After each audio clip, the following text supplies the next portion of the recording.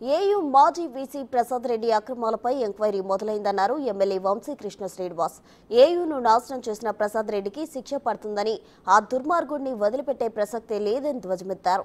ఇక మాజీ ఎంపీ సత్యనారాయణ ఒక్క ఎన్నికల్లో ఓడిపోతూనే పారిపోయారని, కనీసం తనకు ఓట్లు వేసిన ప్రజల తరపున ఆయన పోరాడాలి కదా అని ప్రశ్నించారు. మరోవైపు విశాఖ మేయర్ హరివెంకట కుమారిని కూటమిలోకి తీసుకునే ఆలోచన తమకు లేదని స్పష్టం చేశారు. మీరు అడగక ముందే చెప్తా, వీసీ గారి మీద చర్యలు తీసుకుంటున్నారా తెలియకుండా చాలామంది అడుగుతూ ఉన్నారు.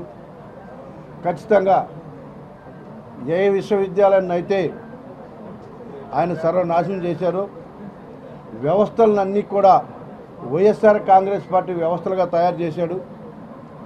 ఎంతోమంది ప్రొఫెసర్స్ని ఇబ్బంది పెట్టాడు, ఎంతోమంది నాన్ టీచింగ్ స్టాఫ్ని ఇబ్బంది పెట్టాడు. ఆ దుర్మార్గుని మాత్రం వదిలేది లేదు. ఆయన మీద ఎంక్వైరీస్ పడ్డాయి.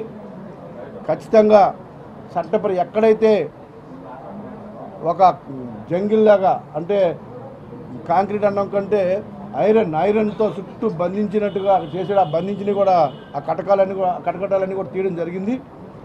అక్కడి నుంచి ఆయన్ని అరెస్ట్ చేసి ఆయన చేసిన తప్పిదాలన్నింటినీ ప్రజల్లోకి తీసుకెళ్ళి ఎక్కడైతే ఆ కంచేసిన దగ్గర నుంచే అరెస్ట్ చేసేసి తీసుకెళ్లాలని చెప్పేసి అక్కడ ఉన్నటువంటి యూనివర్సిటీలో ఉన్నటువంటి అధ్యాపకుల కోరిక కానీ, అక్కడ చదువుకున్న స్టూడెంట్స్ కానీ అందరి కోరిక ఆయన అక్కడనే అరెస్ట్ చేయాలని.